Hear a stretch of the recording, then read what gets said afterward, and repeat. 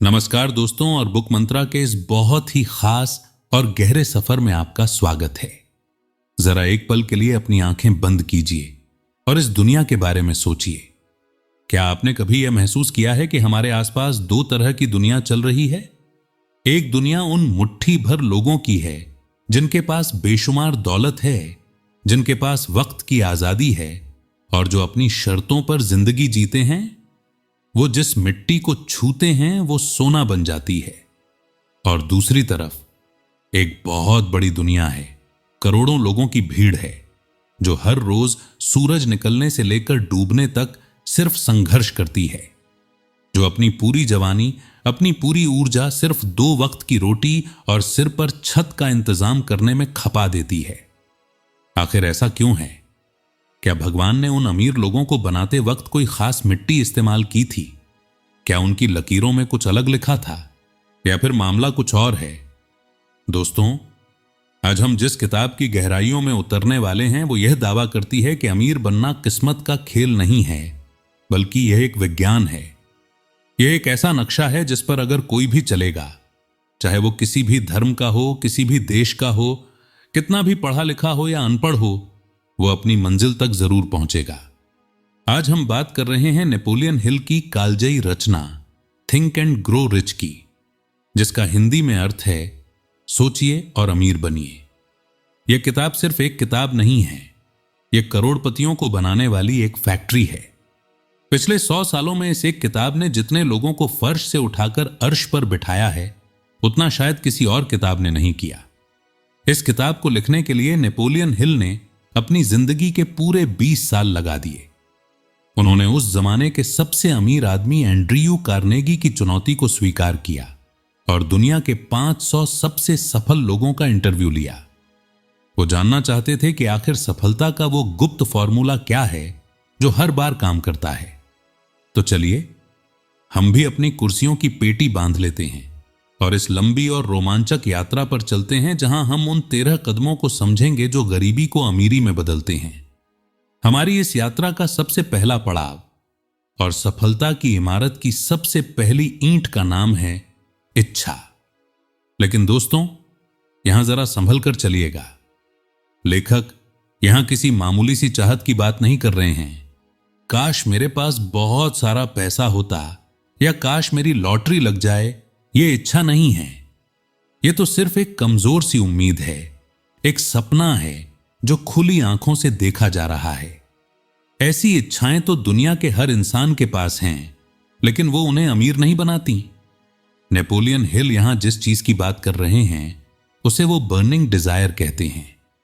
यानी एक ऐसी जलती हुई इच्छा, एक ऐसी तड़प जो आपको रात को सोने न दे और सुबह सूरज निकलने से पहले आपको बिस्तर से उठा दे। इसे गहराई से समझने के लिए हमें इतिहास के पन्नों में छिपी एक कहानी को सुनना होगा। यह कहानी है एडविन सी बार्न्स की। बार्न्स एक बहुत ही साधारण सा दिखने वाला इंसान था। उसकी जेब में 1 रुपया नहीं था, उसके पास कोई बड़ी डिग्री नहीं थी, उसका कोई रसूख नहीं था, लेकिन उसके दिमाग में एक जिद थी, एक पागलपन था। उसे उस सदी के सबसे महान आविष्कारक थॉमस अल्वा एडिसन के साथ काम करना था। ध्यान दीजिए दोस्तों, बार्न्स को एडिसन के यहां नौकरी नहीं करनी थी, उसे उनका चपरासी या क्लर्क नहीं बनना था। उसका सपना था कि वो थॉमस एडिसन का बिजनेस पार्टनर बनेगा। जब उसने यह सपना देखा तो लोग उस पर हंसे। यह बात असंभव थी। एक आवारा सा दिखने वाला लड़का अमेरिका के सबसे बड़े वैज्ञानिक का साझीदार कैसे बन सकता है? लेकिन बार्न्स ने हार नहीं मानी। उसके पास ट्रेन का टिकट खरीदने के पैसे नहीं थे, तो वो एक मालगाड़ी के डिब्बे में छिपकर एडिसन की प्रयोगशाला तक पहुंचा। जब वो एडिसन के सामने खड़ा हुआ तो वो एक फटेहाल इंसान जैसा लग रहा था। लेकिन एडिसन ने बरसों बाद अपनी डायरी में लिखा कि जब मैंने उस लड़के को देखा तो उसकी आंखों में एक अजीब सी चमक थी। वो चमक कह रही थी कि यह लड़का खाली हाथ वापस नहीं जाएगा। एडिसन ने उसे पार्टनर नहीं बनाया, लेकिन उसे अपनी प्रयोगशाला में फर्श साफ करने की एक छोटी सी नौकरी दे दी। महीने बीत गए, साल बीत गए। बार्न्स सिर्फ मशीनें साफ करता रहा, झाड़ू लगाता रहा। दुनिया की नजर में वो एक नौकर था, लेकिन अपनी नजर में वो हर रोज सुबह खुद को एडिसन का पार्टनर मानकर उठता था। उसने अपनी इच्छा को कभी ठंडा नहीं होने दिया। उसने अपने पीछे लौटने के सारे रास्ते बंद कर दिए थे, सारे पुल जला दिए थे। उसने खुद से वादा कर लिया था कि या तो मैं एडिसन का पार्टनर बनूंगा या कोशिश करते करते इसी प्रयोगशाला में मर जाऊंगा। और फिर कुदरत को उस पागलपन के आगे झुकना पड़ा। एक दिन एडिसन ने एक नई मशीन बनाई जिसका नाम था एडिफोन। एडिसन के सारे सेल्समैन और मार्केटिंग वाले लोगों ने हाथ खड़े कर दिए। उन्होंने कहा कि यह मशीन बाजार में नहीं बिकेगी, इसे बेचना बहुत मुश्किल है। यही वो मौका था जिसका बार्न्स बरसों से इंतजार कर रहा था। वो आगे आया और उसने कहा कि मिस्टर एडिसन, मैं इस मशीन को बेच सकता हूं। और उसने सिर्फ कहा नहीं बल्कि करके दिखाया। उसने उस मशीन को इतना बेचा कि वो रातों रात एडिसन का बिजनेस पार्टनर बन गया। एक फर्श साफ करने वाला इंसान दुनिया के सबसे महान आविष्कारक का साझीदार बन गया। क्यों? क्योंकि उसकी इच्छा एक साधारण इच्छा नहीं थी, वो एक बर्निंग डिजायर थी। अब सवाल यह आता है कि आप अपने अंदर ऐसी आग कैसे लगाएंगे? क्या यह आग बाजार में मिलती है? नहीं। नेपोलियन हिल इसके लिए 6 बहुत ही व्यावहारिक कदम बताते हैं। अगर आप सुन रहे हैं तो इन 6 कदमों को अपने दिमाग में छाप लीजिए। सबसे पहला कदम, अपने दिमाग में पैसे की वो सटीक और निश्चित रकम तय कीजिए जो आप कमाना चाहते हैं। सिर्फ यह कहना काफी नहीं है कि मुझे बहुत सारा पैसा चाहिए। ब्रह्मांड को स्पष्टता पसंद है। आपको कहना होगा कि मुझे 5 करोड़ चाहिए या 10 करोड़ चाहिए। दूसरा कदम, यह तय कीजिए कि उस पैसे के बदले में आप क्या देने को तैयार हैं। क्योंकि दोस्तों, इस दुनिया का नियम है कि कुछ पाने के लिए कुछ खोना पड़ता है। मुफ्त में तो सांस भी नहीं मिलती। आपको तय करना होगा कि आप अपनी नींद, अपना आलस, अपना मनोरंजन क्या कुर्बान करेंगे। तीसरा कदम, एक निश्चित तारीख तय कीजिए। वो कौन सा दिन, कौन सा महीना और कौन सा साल होगा जब वो पैसा आपके बैंक खाते में मौजूद होगा। एक डेडलाइन होना बहुत जरूरी है। चौथा कदम, एक ठोस योजना बनाइए और काम शुरू कर दीजिए, चाहे आप तैयार हों या ना हों। इंतजार मत कीजिए कि जब सब कुछ सही होगा तब शुरू करूंगा। बस शुरू कर दीजिए। पांचवां कदम, इन चारों बातों को यानी अपनी रकम, अपना बलिदान, अपनी तारीख और अपनी योजना को एक कोरे कागज पर साफ साफ लिख लीजिए। और छठा, जो सबसे जादुई कदम है, उस कागज को दिन में 2 बार, सुबह सोकर उठते ही और रात को सोने से ठीक पहले, पूरी भावना और जोश के साथ जोर से पढ़िए। और पढ़ते वक्त अपनी बंद आंखों से यह देखिए और महसूस कीजिए कि वो पैसा आपके हाथ में आ चुका है। आप उसे छू रहे हैं, आप उसे गिन रहे हैं। यह पागलपन लग सकता है, लेकिन यही वो तरीका है जिससे आप अपनी इच्छा को ब्रह्मांड तक पहुंचाते हैं। अब हम चलते हैं अपने सफर के दूसरे पड़ाव पर, जिसका नाम है आस्था, यानी अटूट विश्वास। दोस्तों, इच्छा वो इंजन है जो गाड़ी को चलाता है, लेकिन आस्था वो पेट्रोल है जो उस इंजन को जिंदा रखती है। जब आप अपने बड़े लक्ष्य की तरफ बढ़ेंगे तो रास्ता आसान नहीं होगा। बीच में अंधेरा आएगा, तूफान आएंगे, आप गिरेंगे, आपको चोट लगेगी। दुनिया वाले कहेंगे कि तुम पागल हो गए हो, तुम्हारी औकात नहीं है। उस वक्त जब बाहर की दुनिया में अंधेरा होगा, तब आपके अंदर एक दिया जलना चाहिए, और उसी दिए का नाम है आस्था। आस्था का मतलब यह नहीं है कि आप हाथ पर हाथ रखकर बैठ जाएं और चमत्कार का इंतजार करें। आस्था का मतलब है यह मानना कि जो आप सोच रहे हैं वो हकीकत में बदल रहा है। यह एक मानसिक अवस्था है। इसे आप खुद अपने अंदर पैदा कर सकते हैं। कैसे? अपने अवचेतन मन को बार बार निर्देश देकर। हमारा अवचेतन मन यानी सबकॉन्शियस माइंड एक बहुत ही वफादार नौकर की तरह है। उसे सही और गलत का फर्क नहीं पता। वो मजाक नहीं समझता। अगर आप उसे डर की बातें बताएंगे तो वो आपको डराएगा। लेकिन अगर आप उसे बार बार पूरे विश्वास के साथ कहेंगे कि मैं सफल हूं, मैं अमीर हूं, मेरे पास दौलत खिंची चली आ रही है, तो वो उसे सच मान लेगा। और एक बार अवचेतन मन ने किसी बात को सच मान लिया तो वो पूरी कायनात को उसे पूरा करने में लगा देगा। याद रखिए, एक गरीब आदमी गरीब इसलिए है क्योंकि उसे विश्वास है कि वो गरीब है, और एक अमीर आदमी अमीर इसलिए है क्योंकि उसे विश्वास है कि वो अमीर है।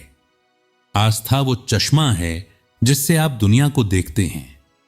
अगर आप अपना चश्मा बदल देंगे तो नज़ारा अपने आप बदल जाएगा। इसी कड़ी में हमारा तीसरा पड़ाव आता है, जिसे लेखक आत्म सुझाव या ऑटो सजेशन कहते हैं। यह वो हथौड़ा है जिससे हम अपने दिमाग की प्रोग्रामिंग को बदलते हैं। हम इंसान आदतों के गुलाम हैं।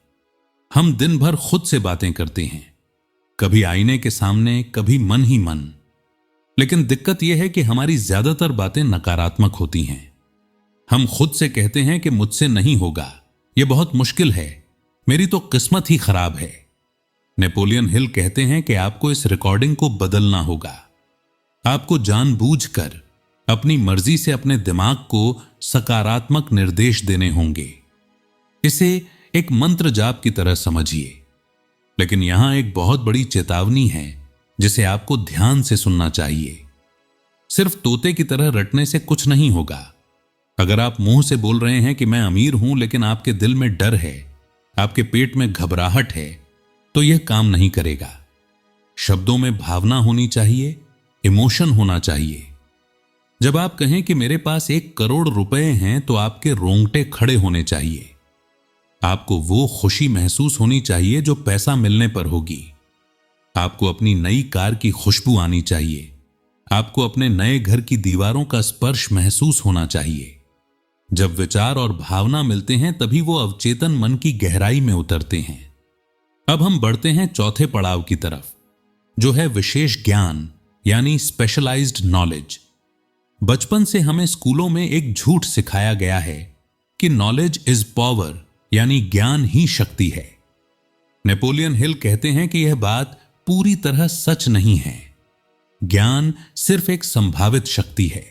ज्ञान बारूद है, लेकिन जब तक उसमें योजना की माचिस नहीं लगाई जाएगी, धमाका नहीं होगा।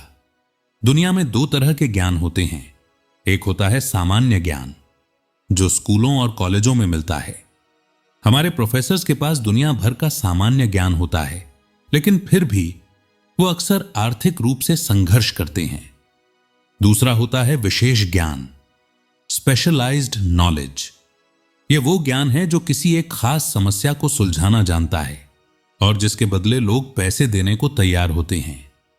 हेनरी फोर्ड, जिन्होंने फोर्ड मोटर कंपनी बनाई, उनका उदाहरण यहां बहुत सटीक बैठता है। फोर्ड बहुत ज्यादा पढ़े लिखे नहीं थे। एक बार अदालत में एक वकील ने उन्हें अनपढ़ और अज्ञानी साबित करने के लिए इतिहास और भूगोल के मुश्किल सवाल पूछे। फोर्ड तंग आ गए। उन्होंने उंगली उठाई और जज के सामने कहा कि मिस्टर वकील, मेरी मेज पर बहुत सारे इलेक्ट्रिक बटन लगे हैं।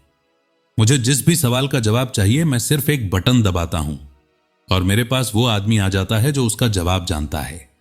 तो मैं अपने दिमाग को उन फालतू जानकारियों का गोदाम क्यों बनाऊं जिन्हें मैं चंद पैसों में खरीद सकता हूं। फोर्ड के पास वो विशेष ज्ञान था कि गाड़ियां कैसे बनानी हैं और लोगों से काम कैसे करवाना है। सीख ये है कि अमीर बनने के लिए आपको हर फन मौला या जैक ऑफ ऑल ट्रेड्स बनने की जरूरत नहीं है। आपको मास्टर ऑफ वन बनना होगा। आपको किसी एक क्षेत्र में इतनी गहराई तक जाना होगा जहां कोई और न पहुंच सके। और जो ज्ञान आपके पास नहीं है, उसे आप विशेषज्ञों को काम पर रखकर हासिल कर सकते हैं। अब आता है 5वां पड़ाव, जो है कल्पना यानी इमेजिनेशन। लेखक कहते हैं कि इंसान जिस चीज की कल्पना कर सकता है, उसे वो हकीकत में भी बना सकता है।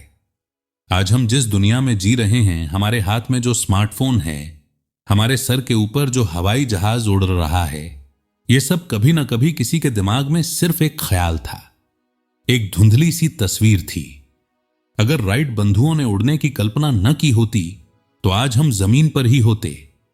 कल्पना वो वर्कशॉप है जहां हम अपनी दौलत का खाका तैयार करते हैं, लेखक बताते हैं कि कल्पना दो तरह की होती है। पहली, सिंथेटिक इमेजिनेशन, जहां हम पुराने आइडियाज और अनुभवों को जोड़कर कुछ नया बनाते हैं। और दूसरी, क्रिएटिव इमेजिनेशन, जहां हमें सीधे ब्रह्मांड से या अपनी अंतरात्मा से कोई नया और अनोखा आइडिया मिलता है। यह किसी बिजली की चमक की तरह आता है। ज्यादातर लोग कहते हैं कि मेरे पास कोई अच्छा बिजनेस आइडिया नहीं है। सच यह है कि आपकी कल्पना की मांसपेशियां कमजोर हो गई हैं। आपने उनका इस्तेमाल करना बंद कर दिया है। कोका कोला की शुरुआत एक डॉक्टर के बनाए हुए साधारण सिरप से हुई थी जो सर दर्द के लिए था। लेकिन एक क्लर्क जिसका नाम आसा कैंडलर था, उसने अपनी कल्पना का इस्तेमाल किया और उस सिरप को दुनिया का सबसे मशहूर ड्रिंक बना दिया। फॉर्मूला वही था, लेकिन कल्पना नई थी। इसलिए रोज 10 मिनट शांति से बैठिए और अपनी कल्पना शक्ति को दौड़ने दीजिए। सोचिए कि मैं अपने काम को बेहतर कैसे कर सकता हूं, मैं लोगों की मदद कैसे कर सकता हूं। एक छोटा सा आइडिया आपको वहां पहुंचा सकता है जहां सालों की मजदूरी नहीं पहुंचा सकती। लेकिन दोस्तों, इच्छा, आस्था और कल्पना, यह सब हवा में महल बनाने जैसा है। अब उस महल के नीचे नींव रखने का समय है, और उस नींव का नाम है छठा पड़ाव, यानी संगठित योजना। बिना योजना के लक्ष्य सिर्फ एक सपना है। नेपोलियन हिल कहते हैं कि कोई भी इंसान अकेले अमीर नहीं बन सकता। आपको एक योजना चाहिए और उस योजना को चलाने के लिए लोग चाहिए। लेकिन यहां एक कड़वा सच सुनिए जो आपको हिम्मत देगा। आपकी पहली योजना फेल हो सकती है, शायद दूसरी भी फेल हो जाए। तो क्या करेंगे? हार मान लेंगे? नहीं। अगर पहली योजना फेल हो जाए तो दूसरी बनाइए। अगर वो भी फेल हो जाए तो तीसरी बनाइए। तब तक नई योजनाएं बनाते रहिए जब तक आप सफल नहीं हो जाते। थॉमस एडिसन बिजली का बल्ब बनाने की कोशिश में 10,000 बार फेल हुए थे। 10,000 बार। लेकिन उन्होंने अपना लक्ष्य नहीं बदला, उन्होंने सिर्फ अपनी योजना बदली। असफलता का मतलब यह नहीं है कि आप नाकाबिल हैं। असफलता सिर्फ यह इशारा कर रही है कि आपकी योजना में कहीं कोई कमी है। उसे ढूंढिए और ठीक कीजिए। हार मानने वाला कभी जीतता नहीं, और जीतने वाला कभी हार नहीं मानता। अब हम पहुंचते हैं 7वें पड़ाव पर, जिसका नाम है निर्णय, यानी डिसीजन। नेपोलियन हिल ने 25,000 असफल लोगों का विश्लेषण किया और पाया कि उनकी असफलता का सबसे बड़ा और मुख्य कारण था निर्णय न ले पाना, यानी टाल मटोल करना। वो आज का काम कल पर टालते थे। और इसके उलट उन्होंने दुनिया के सबसे अमीर लोगों में एक आदत कॉमन देखी। वो सब फैसले बहुत जल्दी लेते थे, और अगर उन्हें बदलना भी पड़े तो वो उन्हें बहुत धीरे धीरे बदलते थे। गरीब और असफल लोग फैसले बहुत धीरे लेते हैं, या लेते ही नहीं, और उन्हें बदलते बहुत जल्दी हैं। वो हमेशा दूसरों की राय का इंतजार करते हैं। लोग क्या कहेंगे, रिश्तेदार क्या सोचेंगे, दोस्त क्या कहेंगे। याद रखिए दोस्तों, राय इस दुनिया की सबसे सस्ती चीज है। हर किसी के पास मुफ्त की राय है। अगर आप दूसरों की राय पर अपनी जिंदगी चलाएंगे तो आप उनकी तरह ही बनकर रह जाएंगे।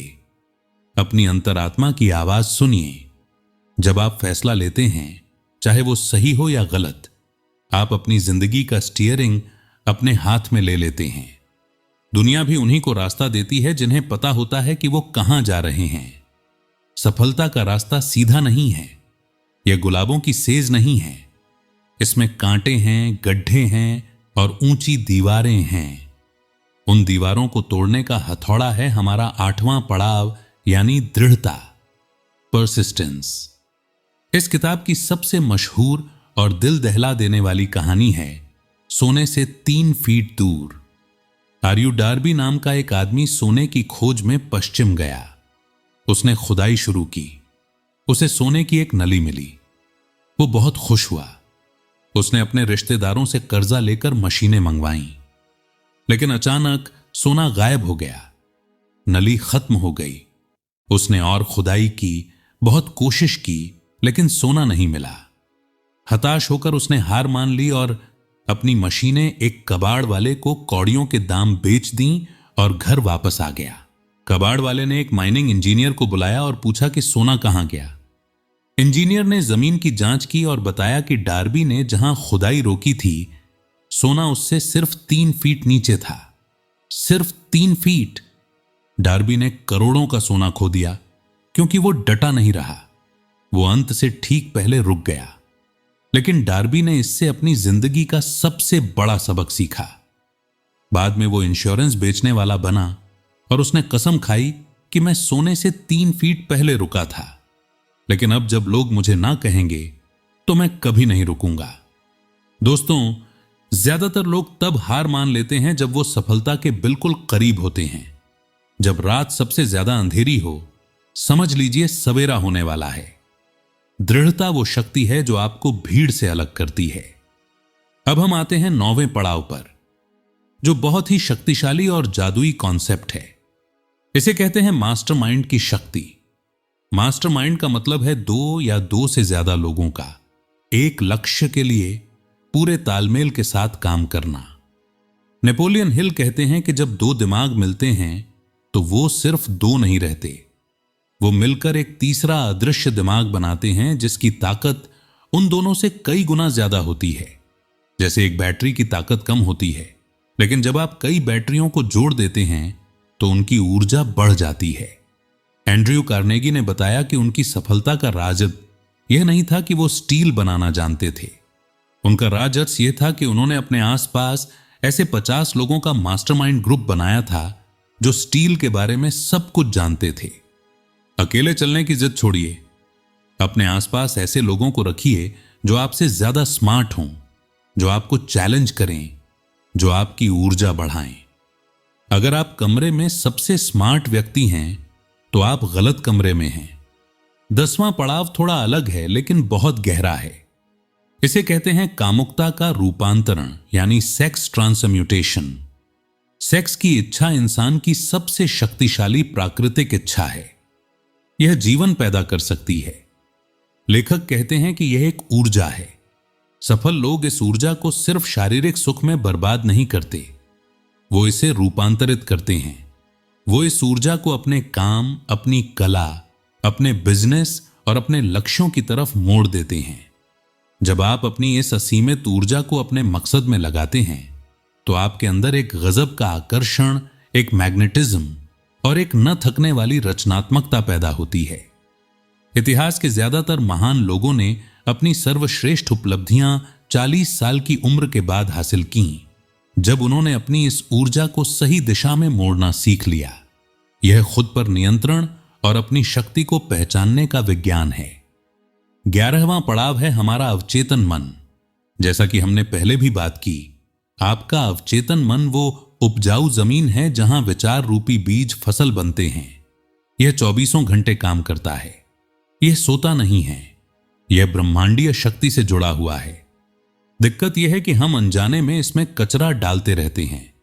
डर, चिंता, जलन, नफरत, और जैसा बीज वैसी फसल। अगर आप डर बोएंगे तो असफलता उगेगी। आपको अपने अवचेतन मन का पहरेदार बनना होगा। इसमें सिर्फ वो विचार जाने दीजिए जो आप हकीकत में देखना चाहते हैं। रोज रात को सोने से पहले अपने अवचेतन मन को एक आदेश देकर सोइए कि मुझे इस समस्या का हल चाहिए।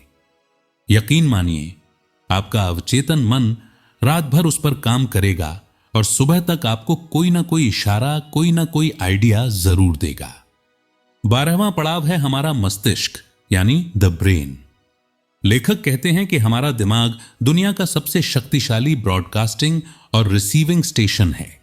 जैसे एक रेडियो हवा में मौजूद तरंगों को पकड़कर आवाज में बदल देता है, वैसे ही हमारा दिमाग ब्रह्मांड में मौजूद विचारों के कंपन को पकड़ता है। जब आप अपने दिमाग को किसी एक लक्ष्य पर पूरी तरह फोकस कर देते हैं, जब आप हाई फ्रीक्वेंसी पर होते हैं, तो आप दूसरे सफल लोगों के विचारों को आकर्षित करने लगते हैं। इसे ही हम अक्सर टेलीपैथी कहते हैं। अपने दिमाग के एंटीना को हमेशा ऊंचे लक्ष्यों पर सेट रखिए। और आखिर में 13वां पड़ाव, जो है छठी इंद्री, यानी द सिक्स्थ सेंस। यह सफलता का अंतिम पायदान है। ये वो दरवाजा है जो ज्ञान के मंदिर में खुलता है। ये वो अंतरात्मा की आवाज है जो आपको सही समय पर खतरे से आगाह करती है और सही मौके पर इशारा देती है। यह तब जागती है जब आप ऊपर के 12 सिद्धांतों में माहिर हो जाते हैं। महान वैज्ञानिकों को जो आइडिया अचानक किसी फ्लैश की तरह आते हैं, वो यहीं से आते हैं। इसके लिए आपको ध्यान, मन की शांति और खुद को सुनने की कला सीखनी होगी। लेकिन दोस्तों, इस खजाने तक पहुंचने के लिए आपको एक घने जंगल को पार करना होगा, और उस जंगल का नाम है डर का जंगल। नेपोलियन हिल 6 बुनियादी डरों की बात करते हैं जो हमारे रास्ते में खड़े हैं। पहला, गरीबी का डर, जो हमें रिस्क लेने से रोकता है। दूसरा, आलोचना का डर, लोग क्या कहेंगे, यह सबसे बड़ा कातिल है। तीसरा, बीमारी का डर। चौथा, प्यार खोने का डर। पांचवा, बुढ़ापे का डर। और छठा, मौत का डर। इन डरों को भगाने का एक ही मंत्र है, निश्चितता और कर्म। डर सिर्फ एक मानसिक अवस्था है। जब आप काम करना शुरू करते हैं तो डर अपने आप भाग जाता है। तो दोस्तों, यह थी थिंक एंड ग्रो रिच की गहराई। यह किताब आपको बताती है कि अमीर बनना सिर्फ नोट छापना नहीं है। अमीर बनना एक मानसिकता है। दौलत बैंक में आने से बहुत पहले आपके दिमाग में आती है। अगर आप अपने दिमाग में गरीब हैं तो दुनिया की कोई भी लॉटरी आपको अमीर नहीं बना सकती, और अगर आप अपने दिमाग में अमीर हैं तो दुनिया की कोई भी ताकत आपको अमीर बनने से नहीं रोक सकती। आज अभी खुद से एक वादा कीजिए कि आप बार्न्स की तरह अपनी इच्छा को मरने नहीं देंगे, कि आप डार्बी की तरह सोने से 3 फीट पहले खुदाई बंद नहीं करेंगे। आप अपनी तकदीर के मालिक हैं, आप अपनी आत्मा के कप्तान हैं, क्योंकि आपके पास अपने विचारों को चुनने की शक्ति है। बुक मंत्रा के साथ इस लंबी यात्रा में बने रहने के लिए आपका दिल से शुक्रिया। अगर इस ऑडियो बुक ने आपके अंदर की सोई हुई चिंगारी को थोड़ी भी हवा दी है तो इसे अपने उस दोस्त के साथ साझा करें जिसे इसकी जरूरत है। सब्सक्राइब करें, बेल आइकन दबाएं और कमेंट में हमें बताएं कि आप अगला अध्याय किस किताब का सुनना चाहते हैं। तब तक सोचते रहिए और अमीर बनते रहिए। मैं हूं आपका दोस्त बुक मंत्रा। जय हिंद।